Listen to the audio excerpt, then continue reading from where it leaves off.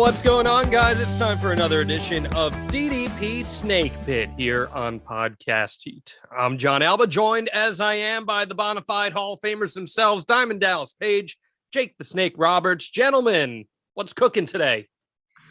It's all you, man. I'm fried. I'm toasted.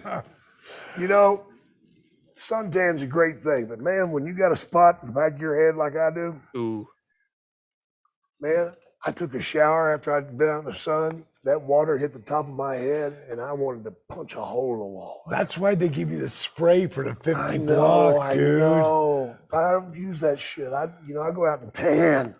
is that from like when a man. Andre? Is that from when Andre pulled your hair and ripped Yeah, it in the back? exactly. It's when he used to step on my hair and pull my arms. Yeah. So I wanted to punch him, but I didn't. Yeah. What a rip.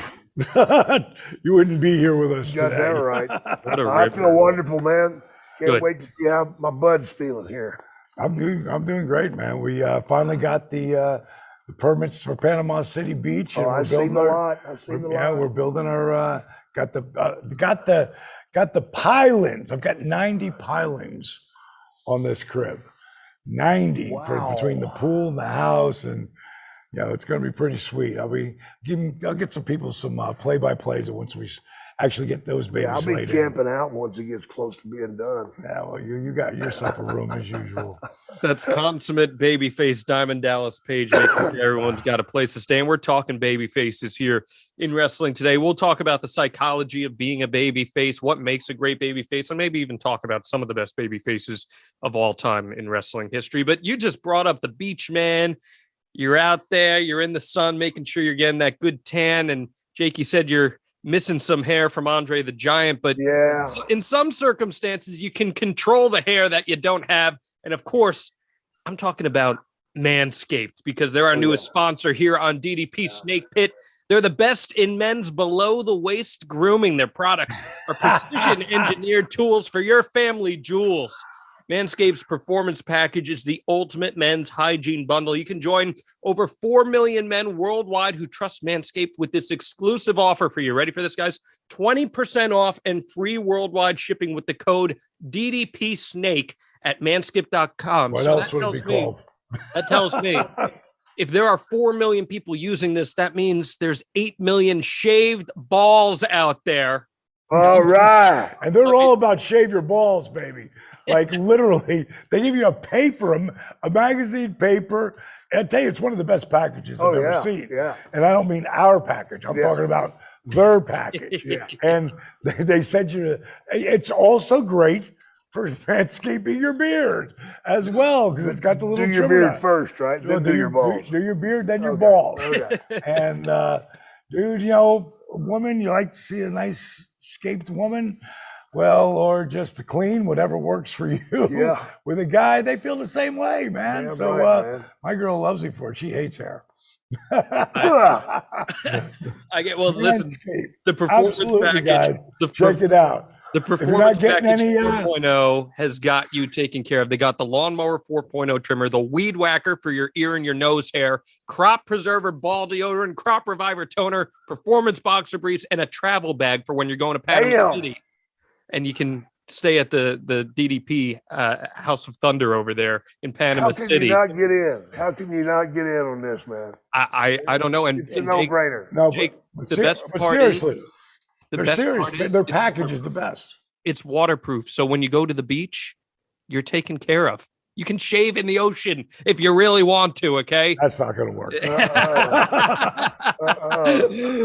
This That's not is going to work. altering technology that Manscaped is offering, and we want to hook you up to keep your snake pit nice and smooth. Get 20% off and free shipping with code DDPSNAKE at manscaped.com. That's 20% off with free shipping at manscaped.com. Use the code DDPSNAKE. Unlock your confidence and always use the right tools for the job with Manscaped. Had to get that out of the way because, man, they are taking the world by storm, and we want to help you up there. About time. And you'll be a big baby face with your partner too if you keep yourself nice and trim. Right. Oh man. I was going to ask about some maybe Andre the Giant ribs or something like that with some of that hair down there, but I don't even want to know those stories. Oh God. All right, gents, let's talk baby faces in wrestling. Both of you had tremendous heel runs in your careers, and you both had great baby face runs as well. Which is more fun, being a baby face Heel. or being a heel? Heel. You know, it's surprising Jake says that too, because you know, being a not surprising, but surprising because when I was a heel starting, it's so much easier to get people to hate you. Oh yeah. You know, than to care about you. It is. And the best thing happens when the people turn you, which is what happened to both of us. Yeah. But I loved being a heel. I did not want to be a baby face. I fought it like crazy in the beginning, but when I put everything against the NWO, which is what made me, you had to go with it and embrace it, but still walk the line. Again, you can't change who you are. Right. That's where a lot of guys make mistakes there, man. I love this guy to death, but Lex Luger was one of the worst about it. You know, one week he was a heel and he'd be snarly and stuff, and the next week he's a babyface and he'd run to the ring giving people high fives. You don't change your character. The people have turned you. You've got to be the same mean son of a gun that you always were. Because if you turn that, then who do people like? You just turn, you know, they turned you because they wanted you as a babyface, but they don't want you to go out and kiss babies, man. They want you to keep being that nasty son of a gun. A lot of guys make that mistake. Yeah, I think it's Stone Cold Steve Austin might have done it as good as it can be done. You know, from being, you know, because he patterned that character after a serial killer. I can't remember his name. I think it was John Wayne Casey. I could be wrong. That's a big one. Yeah, I'm pretty sure it was. But it was something. Yeah. But it was something like that where the person was, you know, a super heel, you know, in real life, and you take little things from people, you know, whether it's, you know, movies you see, or characters you see, books you've read, you know, and find that, what does it take to make people, it's so hard today to get people to really hate you. MJF, you know, is doing it as well as anybody was doing it. But when I took all of my, you know, eat a salad type attitude, I always tell some people who are bigger, and now what do? I help big people, but someone who's bigger would be just talking smack at me, and I just look at her and go, I'm begging you, eat a salad. You know, It was brutal. It was brutal, man. But, you know, you're trying to be a heel. Later on, I might buy that girl a drink. You know, after she lost the weight. No, I love big people, though. That's one of the reasons why I think our program has been so successful, is because, you know, I genuinely care. And helping people wherever they're at, you know. But when you're out there being a heel, it's so much fun to do because you can say and do anything, you know. But when you become that babyface, even if you haven't changed your things, there's still certain things. There's expectations by the fans. Yeah, you can't do certain things. I'll never forget when I started working indies, doing heel manager stuff. One of my first promos I cut, it was in the backwoods of Maine, and I started saying, "All right, we're going to play count the teeth," and I'd start looking at each person. I go 1, 2, and you know, that's easy heat, right? But one thing that I thought about was, all right, well, what happens if you turn babyface? All of a sudden, these people that you crapped all over, now all of a sudden, in theory, in character, you're fine with them. So I like the advice you're giving, because if you don't change who you are and you're not just pandering to fans, well, then that's not inauthentic as a babyface. If that makes any sense.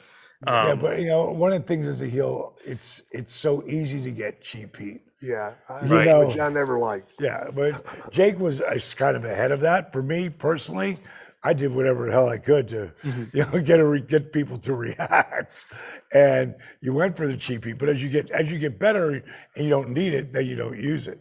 You know, right? Like so many guys, and there's very few, and we've talked about this before, but there's only a couple guys who I know, you know, who never were a heel. You know, and to me, you've got to be a good heel, at least be, you know, a pretty good heel before you can be a good babyface.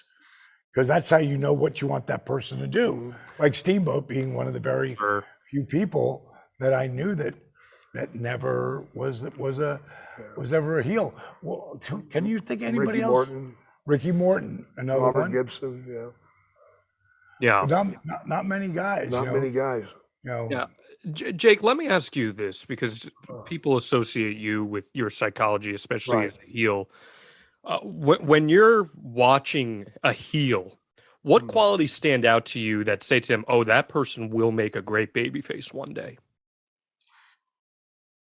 Fire. They got to have fire. Because as a babyface, if you don't have fire, brother, you're dead in the water. You know, you got to have that explosive energy that comes out and you know, gets people to do that reaction, you know. And you just look for the guy that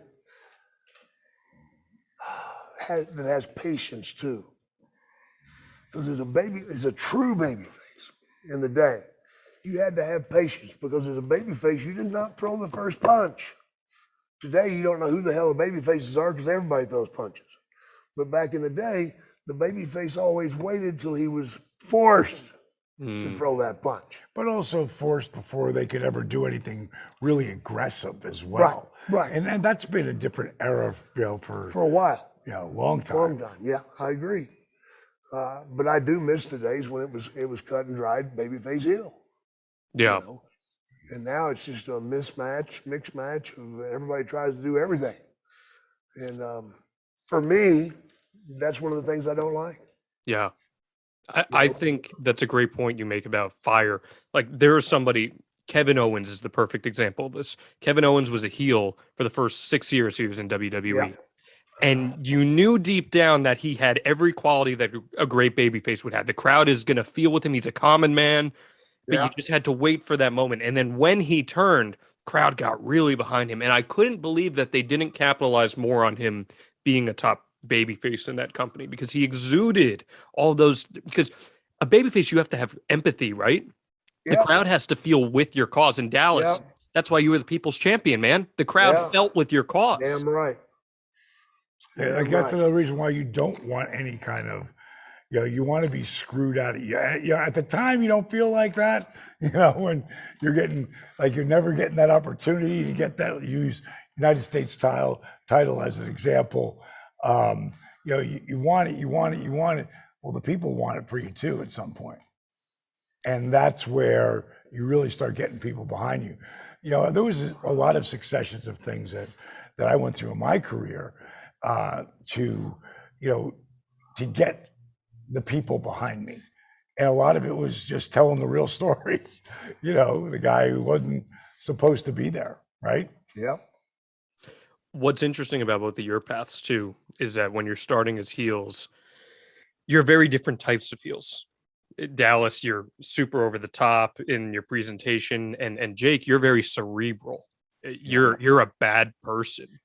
And eventually you turn into babyfaces. So how do you handle that transition internally? What steps did each of you take in preparing for your babyface turns? And as you turned, how did you adapt on the fly? Go ahead, Jake. I didn't do shit. I stayed with the same movements. I stayed with the same things that I did in the ring. I think if what you did change, though, again, you can give it a different opponent. Yeah, I smiled, but I smiled as a heel, you know. I mean, that used to be one of my sayings, just because I'm smiling doesn't mean I'm happy, you know. Which could be real true in real life. Yeah, damn right. Well, that was my problem. It was real life. Yeah. You know, but I just kept going, man, with who I was. I didn't give a shit, really, either way. I just wanted to be out there. Let me ask you a question, Jake. Did you make more money as a babyface or a heel? As a heel. As a heel. Do you think that would be different today with how merchandising has changed and how licensing has changed? Well, it probably has. But in my time, the paychecks that came in, I did better as a heel. You know, and traditionally, that's the way, it's always been that way. The heels always made the big money, you know, because back in the day, you went to certain territories, they had the same guy there anyway, you know. Right. If you went to AWA, you had Vern Gagne, and you had, a couple other guys, and that was the way it was. If you went to Texas, you had the Von Erichs. You had to be a heel, to make the money. Because to be a babyface, how are you going to top those guys? They're not going to let you top those guys. So try as you may, doesn't matter how much you do, you're not going to get over Fritz. You're not going to get over Dusty. You're not going to get, it goes right down the line. Every territory has that babyface. Think about it. They all did. And those guys usually lived there, and you're just visiting. So you better be a heel. That is interesting. Makes sense. Yeah. I think in our era, it went into the 90s and right on up Now to the today. babyfaces do better. Way better. Yeah. Way better because it's merchandising. Merchandising, yeah, absolutely. Vince changed all of that towards it was happening from the middle when you got there towards the end. Yeah. And and it's still paying off. Thank you. Now the money that these guys are making, it's kind of like you look at. I was just watching ESPN before I came over here today, and the whole quarterback thing, and Lamar hasn't signed yet. Right. And he's his own agent. Dude, you see, he put a grill in INEED $. I need money. And the guy's making $27 million. But it really got changed when you look at Deshaun, who got a $47 million guaranteed. Now, what they did is what WCW did when they gave guaranteed money. So Vince didn't have to do that. The first person he gave guaranteed money to was Mark Merrow, who we had on a couple of weeks ago. And Mark talked about the heat that came with being the first to get guaranteed money. Now, that's not happening in NFL. They love it. They understand. But the heat that Mark got for guaranteed money, if it was me, that locker room hated him. They were mad as hell because now Jake, they were jealous. Yeah, exactly. But tell me if I'm wrong. Wasn't the guarantee from Vince back then 10 dates at $150 a date a show? Oh yeah. It was something like that. Don't quote me on that, but it was something like something absurd like that. Mark got a guarantee of, I'm not sure, I can't remember what it was. I want to say it was like $400,000 guaranteed. Jeez. That should have made everybody so pumped because now they're going to get guaranteed money if he got it. Yeah. And so Deshaun over here getting $47 million from the Browns, now friggin', and he most likely not going to be able to play this year. Yeah. And they've lost Baker. Yeah. So they're in good shape. Oh my God. Talk about whoever was running that, whoever that GM is. Oh, he's gone. If he ain't gone, he will be. He should be. Like that's just, again, coming off the hot spot. And if you look at Deshaun, that sumbitch was as bankable. Yep. As bankable could be coming out of Clemson. Yep. I don't know if you noticed, but he graduated in 3 years. Most guys just bail. And never graduate. That's how hard that kid worked. Now, did he make some bad decisions? Obviously. But, knowing where he was coming from, like last year he didn't play at all, and they had to pay him. And this year, coming on, they're going to have to pay him. So looking at Lamar not getting paid, getting any money, it's really going to be interesting to see. And my point was the reason I got on this rant was the money they're making. Yeah. And the money is relative to everything. Yeah, the money these guys, the top guys in AEW, I've never seen it, but I know that small handful is making stupid money for X amount of days a year, right? Like maybe 70, and the guys in WWE, that handful at the top are making stupid money. Even the guys in the middle of the top, bottom of the top, are making stupid money. That's guaranteed. Yeah. Like back when, we were, everybody should have been. It all started with Mark Merrow. getting that guaranteed money, just like that other thing started that Bill Watts inducted, 90-day rollover. Yeah. Now, some guys got guaranteed, like, you can't get rid of me, and if you do, I get my money, but most of them don't. Yeah. You can have a 5-year deal there, and if they say, if any in that top 1%, you could be gone in 90 days. And that's why you see so many people circulated out whenever they're circulated out. I think the licensing and the merchandising is the biggest part of this conversation that being a big babyface has spurred in the last few decades. Especially you talk the Monday Night Wars from that era on. Austin 316 shirt changed the industry, right? Everyone in their mother had an Austin 316 shirt, the NWO shirt, because they were heels, but they were cool heels. They were baby faces, even though they were heels. So those things selling changed everything. And then Dallas, you get a guy like John Cena, who everyone's clamoring, turn him heel, change his character, blah, blah, blah. But the dude is the highest selling merchandiser in the world. Why are you going to, as a performer, why are you going to try to step away from that when you know that you're the top babyface pushing all those shirts? That's good business in your bank account. He's never going to walk away from that. I was actually surprised that Roman did, at that one point, and I think it's made him hotter than ever.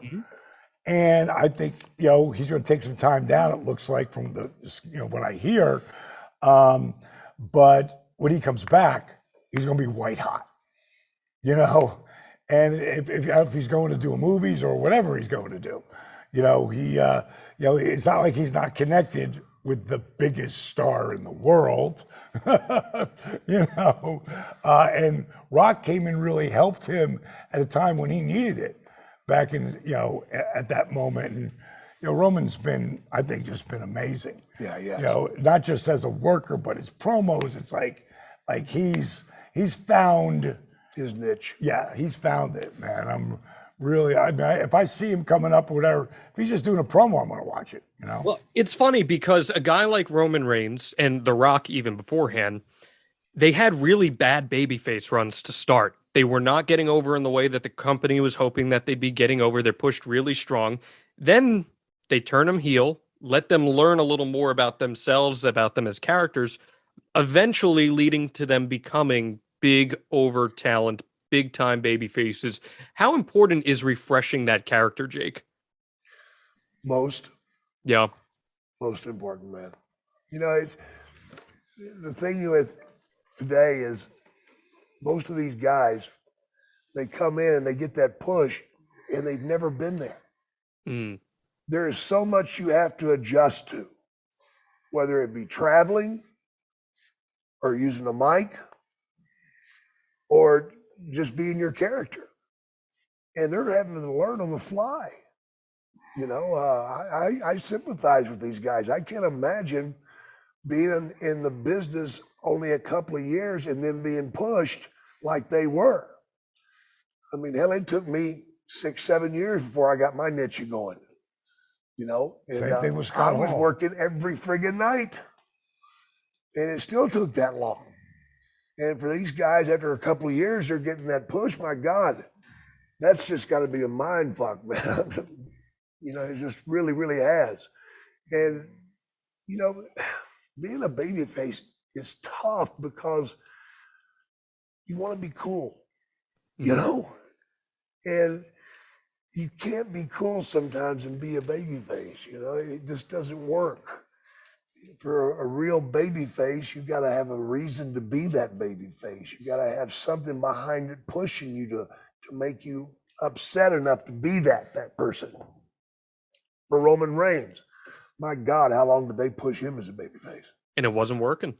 No, everybody's puking their guts out. Well, I think it came, the biggest part, because he got over his hell when it was the Shield. Yeah. Sure. And they loved him because he's a big, handsome son of a bitch, too. No shit. And bottom line is, when he went off to his own thing, and it was just the way Vince pushes you when he really gets behind it and just pushes sometimes, not sometimes, but in that scenario, too hard. Yeah. And then the people who are the smart people, they get pissed. Now, Roman still got his fan base, but it's the 50-50 thing. You know what I mean? Just like John did. But putting in with Paul Lee and doing the way they did everything, it was the money. Yeah. And to me, the cat, has really found his way. Like he's almost a slow, deliberate promo along your level. Yeah. You know what I mean? Yeah. And that's a hell of a compliment. Yeah. Can't give him a better compliment than that. He's going to do well in Hollywood too. Yeah, he's going to do great. Jesus He's going to do Christ. great. Very much so. He'll be a huge star. Yeah. And it wasn't just The Rock who's broken away. The Rock opened, really got help and got behind Cena. And we see what's happened with Cena and Batista. Yeah. Batista's white hot right now. You know what I mean? He's free. He's making monster money on films. They can't pay him in wrestling what he makes. Yeah. But I would imagine he'll still keep his foot in the game. Yeah. Because and that's where John just came back and did something, and it's so smart to do that. Keep your heavy fan base that are never going to leave you. And that's the greatest thing about professional wrestling. Like my whole DDP yoga program, the only reason that we are where we are is because of, especially in the beginning, all of the people who were fans and saw the disabled veteran that I helped and then saw what happened. Look at Jake. I mean, movie star Cad right now, at 67 years young, living his best life. I'm George Hamilton. George Hamilton. George Hamilton. And people always ask about this gimmick here. It's right now Jake's little thing with his lungs and he's smoking and we just came up with another buddy of mine, right? Yeah. CJ, another way to help Jake quit smoking. Susan, that's like the last hurdle. Yeah, man, I've got to, because let me tell you something out there, folks. Smoking is the dumbest thing you can ever do. I'm telling you, because it's more addictive than cocaine, more addictive than food, more addictive than alcohol. It is the devil's breath. I'm 67 years old. I'm having to wear oxygen. Why? Because I can't put a cigarette down? That's how addictive this shit is. And it pisses me off that the U.S. government, who's supposed to protect us, That's shit. allows the tobacco companies to continually kill us one by one. Shame on you. Yeah, well, bottom Shame line. on me. Bottom line is thank my buddy CJ, who's we're gonna work on this thing with Jake as soon as we walk out of here. Again, Yep. it's always constant battle. But the bottom line is, my point is, this guy is living his best life. I am. You are, I am, man. man. I'm having the best time of my life. You're tan as shit, man. Man, I'm so hot. I'm so hot. I want to screw me. Oh my God, I won't go there. Yeah, you would. No, You got your manscaped in, man. You're all good. You're all good. Man, are you kidding me? With Manscaped, I'm over the top. yes, I just want to say I'm enjoying my life, man, right. because I know what things taste like now. I'm not clouded with a drug that's making me think right the opposite. I'm not clouded with alcohol, which turns me into rage sometimes. I'm enjoying my grandchildren, man. My grandchildren are so cool. You're so smart. You're so lovable. And I just want to watch them grow up, man. Yeah. And I want to, and here's the biggest thing I want to do. I want to help others get where I'm at, because it can be done. If you're struggling with alcohol or drugs, please get a hold of me. I want to help you if you're ready. And that means putting the work in. Yeah. Which goes back to what I was starting to say, is that like without having this fan base of people, I would never have been able to do what I've been able to do to share so many other incredible, inspirational stories. And it goes back to things like what we started this whole show about, Babyfaces. Yeah. Like being the Babyfaces when Paige Joseph Falkenberg stopped trying to be Diamond Dallas Page, and Diamond Dallas Page started to take on the characteristics of Paige Joseph Falkenberg. That's when my career really started to take off. And those characteristics being work ethic, belief in oneself, and discipline. Yeah. Like discipline is, my whole life's discipline. Number one. Yeah. Well, Number one. we're talking a little bit about the stars of today, but I want to talk about the stars of tomorrow here for a hot second. You can find them all on IWTV. IWTV.live is independent wrestling's premier streaming service for live events and video on demand of past events. For just $10 a month, IWTV.live offers 20 plus events streamed live each month from top independent wrestling promotions such as ICW No Holds Barred, West Coast Pro, and a promotion that I'm actually a part of and deeply personal with, Limitless Wrestling. Additionally, as an IWTV.live subscriber, you have immediate access to our extensive library of over 13,000 hours of video on-demand content from over 300 independent wrestling promotions from around the world, like Beyond Wrestling, Prestige Wrestling, Absolute Intense Wrestling, and H2O. The library features stars like Orange Cassidy, Jonathan Gresham, Masha Slamovich, Wheeler Yuta, and Eddie Kingston. You can watch it anytime, anywhere, because it's available on Roku, Apple TV, Amazon Fire, including mobile apps for Apple and Android devices. There's no long-term contracts required. Go to IWTV.live and subscribe today for just $10 a month. Guys, the independent wrestling scene is hotter than ever right now. God, yeah. It That's is the breeding amazing. grounds. That's the breeding grounds for tomorrow's superstars, man. That's where it all Amazing. starts. You know, and one of the things, you just listed off a bunch of them, but Southern Honor Wrestling, SHW, that is the guys who work here. Yeah. This is Dylan Freimeyer and Nathan Mowry. These are our guys who started this company, and just, you know, to get some guys together, because we're independent wrestlers, but we're a production company, you know, that's what we do. And one Friday a month, they head out to Canton, Georgia, and they shoot their stuff live, and there's storylines. Dylan's a really great booker when it comes to writing storylines. I've known the kid since he was 15 years old, gave him his first diamond cutter ever in ECW arena. You know, please hit me with that here. Please hit me. No. Boom. I think he still got that footage. I got to put that up there on something. But yeah, this station, which really gives you a chance to see, like, Orange Cassidy, Eddie Kingston, when they weren't, you know, AEW stars, when they're on their way to.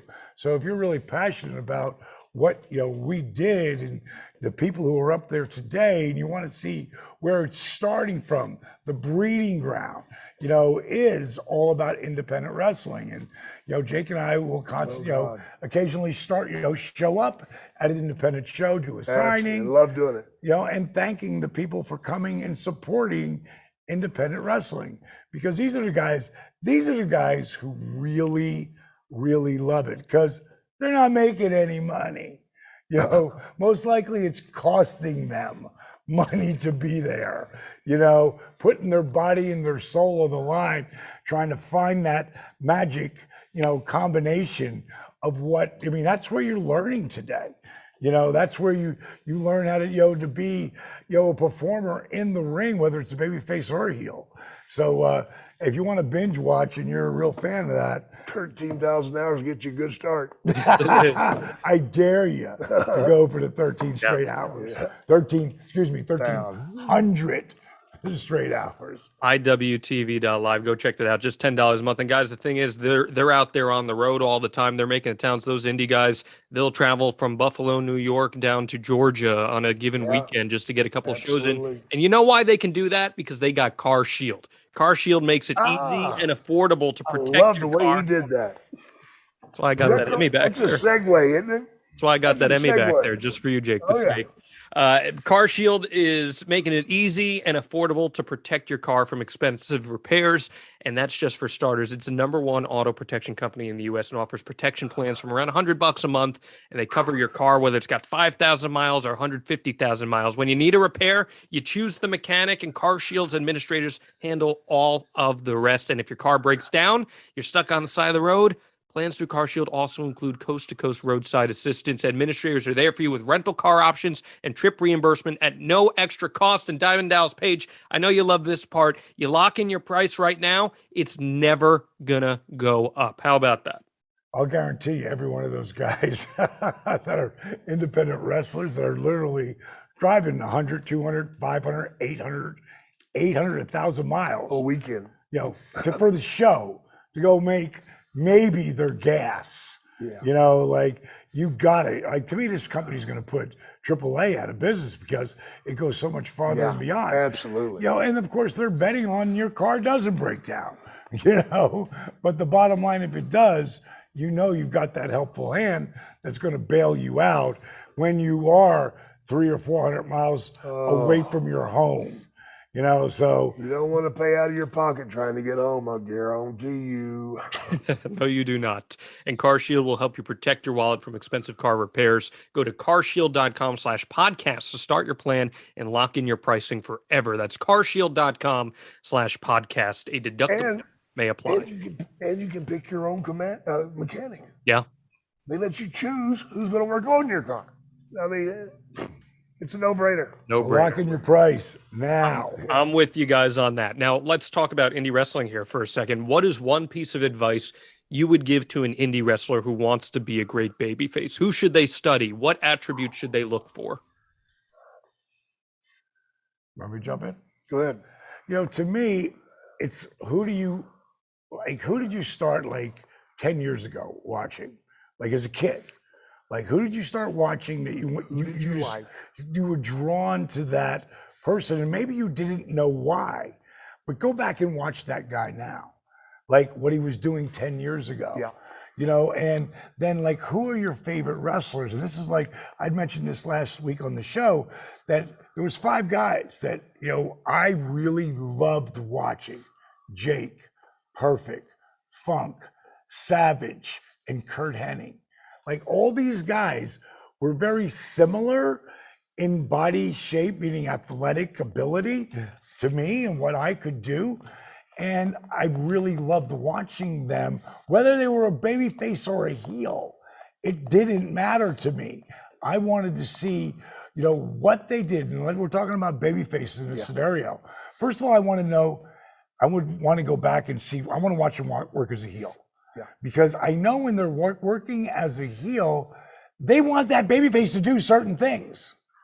And sometimes you can direct them to it or push them to it or literally grab them. Lead them, you know, by the nose. Lead them sometimes physically because they're not dancing with you. So as a heel, you can do that. So I want to see how they did that. And then when they flipped and became babyface, what did they take out of that? Like I literally figured out ways of pulling myself to the rope and pulling myself to that second rope, and I'm gonna feed the guy. Yeah. Choke me here, please. You know, so I can fall off and sell and go to the corner. And you know, I mean, there were so many different things that I did that I watched other people do before me, and I tried to I either stole it or I made it my own. There's things I watch with Jake. I'll still watch stuff from like the 80s, like late 80s, where the one thing I always loved the most is when you like, go punch me in the mouth. Go punch me in the mouth.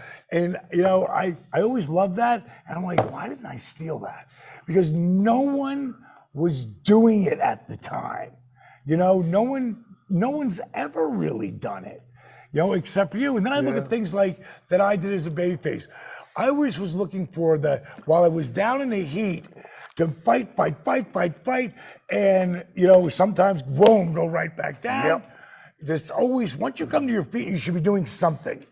You know, when you're on your knees, you should be on your way to doing something, whether it's punch him in the stomach or whatever.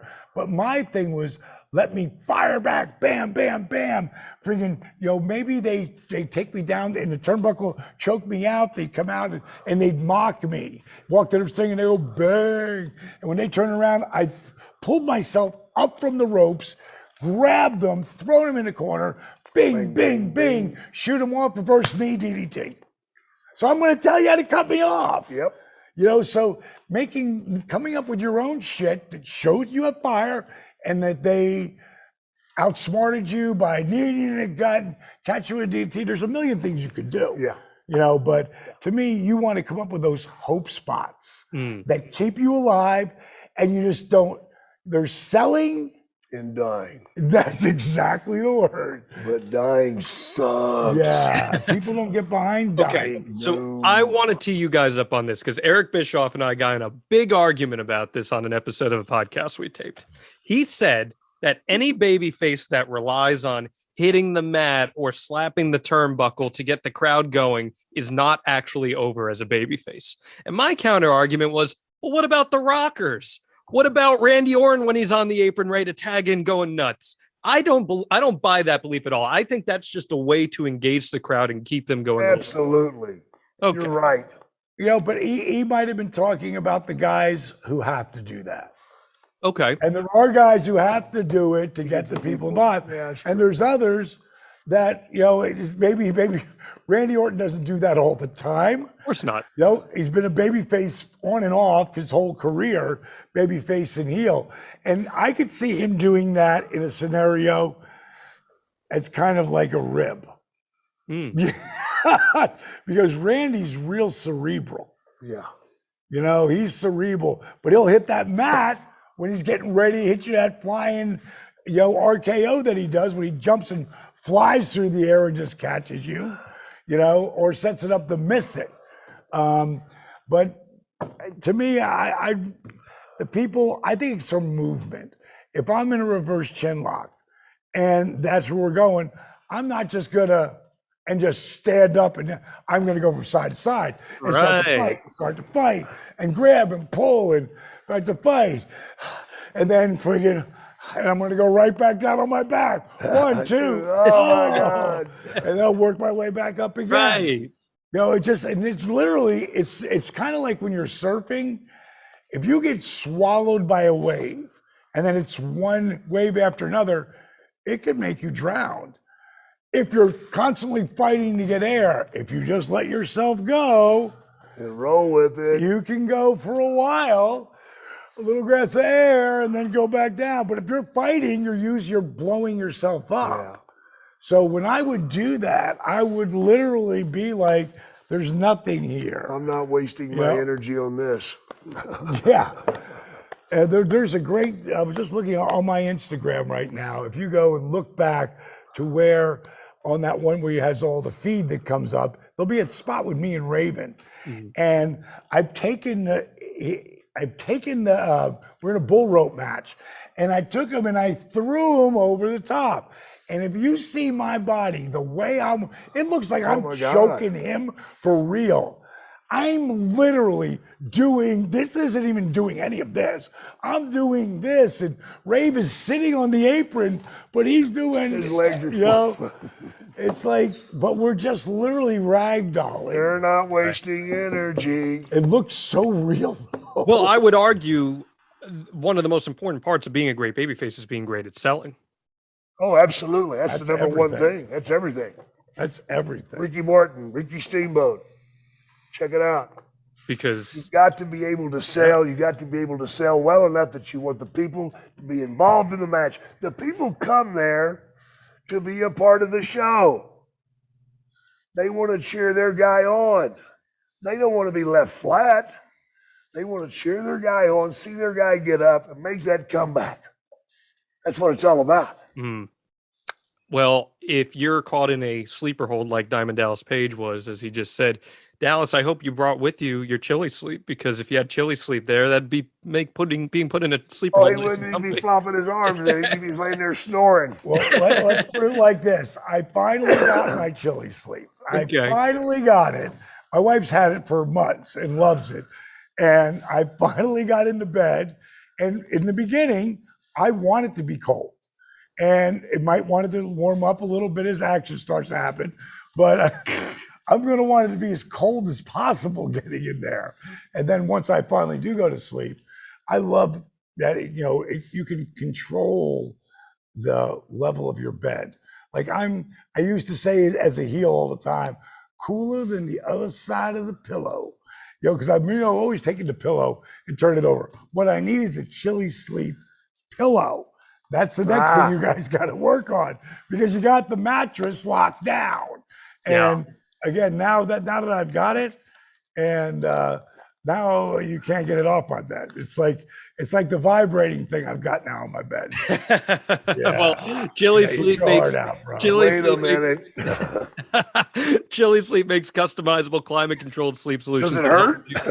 Oh my goodness! That help you improve your entire well-being. They make the Cooler and Cube sleep systems hydro-powered, temperature-controlled mattress toppers that fit right over your existing mattress to provide your ideal sleep temperature. They keep your bed at the perfect temperature temperature for deep sleep, whether you sleep hot or you sleep cold. And these sleep systems are designed to help you fall asleep, stay asleep, and give you the confidence and energy to power through your day. So you can head over to chillisleep.com/DDP Snake to learn more. Save 30% off the purchase of any new Cube or Uller sleep system. This offer is available exclusively for DDP Snake Pit fans and only for a limited time. That's Chili, CHILI, sleep.com/DDP Snake to take advantage of our exclusive discount and wake up refreshed every single day. Gentlemen, I got one more. Before you go, Yes, before you go go, ahead. before you go to the next thing, I do want to remind everybody it's ticking down. Starcast. I was at the very first Starcast that Conrad did, and it was unbelievable. The beginning of All In, which of course became AEW. It was unbelievable considering what he did for the first show that was there.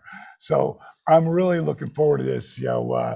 It's going to be a big show. We've got Ric Flair's final match at 73. And I've been watching Nate in the ring on his Instagram, and he's bouncing all over the ring. When he talked to me about coming up and doing the show, I was like, Rick, I feel too good, bro. I feel too good. I'm not getting in that ring anymore. He goes, come on, I feel great. I go, you're not from this planet. And that's when he talked me into doing the roast. And if Ric Flair asked you to do his roast, you do it. So yes. I'm definitely looking forward to being up there for that, being at Starcast for the signing on Saturday and Sunday, and of course, being there for Ric Flair's final match in Nashville. Don't miss it. Going to be there the end of September. We're in July, and yes. Then coming out to LA September 24th for LAX Fan Fest. And then Alaska, going to be in Alaska, and going to be there October 1st. So I'll give you more details in days to come. Very nice. And I'm going to be running over to Raleigh, North Carolina for GalaxyCon, man. That's going to be on the 29th, 30th, and 31st of July, and also San Antonio on the 24th. I love it. Catch Dallas, catch Jake wherever you can. They're the best dudes out there. They'll sign your stuff. They'll chat you up. And you always get an inspirational word in the process. You can do it on Cameo too. You can? Yeah, go to cameo.com. Yeah. Absolutely, you can. All right, gentlemen, I got two more questions for you before we get out of Dodge here. On our Mount Rushmore episode, we talked about our top 5 baby faces, but I'm going to definitively ask you and put you on the spot here. Who is the greatest baby face in wrestling history? And why? Oh, that's a tough one. Your personal opinions. Mine's too personal. Is yours Dusty? Yes. Yeah. I mean, because when you go pound for pound, what the Dream created. Yeah. And a guy who worked as a heel as the Outlaws, him and Dick Murdoch. So he knew what he wanted them to do when he was out there, but it's just like when I look at Dream, he wasn't just, unbelievable selling and the blood and the guts and the comeback. And, it was the energy, it was the charisma, it was the shit he got away with that I could never do. The example, if you put me in a headlock, Jake, and I do this with my arms, and I do this with my arm, and I do this with my arm, and all of a sudden my head slipped out. And doing it to a guy like Stan Hansen or someone like that, who's the baddest cat on the block, and for some reason it works. Yeah. Like, how the fuck did he get away? But they loved it. They did. They loved it. And he talked a guy who was, a guy like Stan into it. Yeah. You know what I mean? It wasn't some friggin' guy who was a joker out there that he did to a job guy. Mm-hmm. He did it to top badass heels once in a while. Well, they did it because it was making money. Right. Is Dusty yours, Jake? Oh, yeah. Yeah.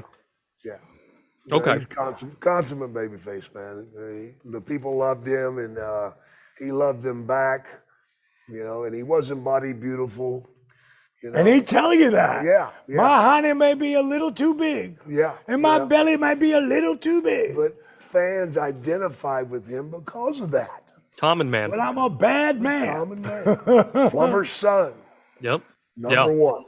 Yeah, and he was so versatile too because he had the top babyface run, and then when he came into New York, he's doing more of the comedy babyface, but it got over like hell. People were into the polka dots, all that stuff. Regardless of what they wanted.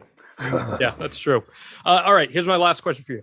What is the greatest babyface move? Like a finisher move, signature move? Because there are certain moves that just get a crowd invested on like few others. The diamond cutter's up there, in my opinion. The people's elbow, the stone cold stunner, the Hogan leg drop.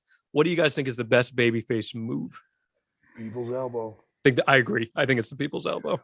Yeah. When you can set it all the way up, Yeah. and the people's elbow, a little bit of this atomic elbow. Yeah, Dusty. You know, All Dusty. Again, The Rock taking something that was done before, Yeah. and making it his own. Yeah. You know what I mean? That was Dusty's. No And then doubt. just standing there waiting for the crowd. They do the zoom out. The crowd gets to their feet. The presence that you have to exude. It's just, man, few moves could get a reaction like that. It is poetry in motion. Yes. That's why I always call wrestling the theater of the absurd. I like that. I'll also throw Jeff Hardy's Swanton Bomb in there too. That was always go fun. ahead. So, gentlemen, this was super, super fun. And I really enjoyed getting into the psychology of being a babyface with you guys. Anything else on your minds here as we wrap up this episode?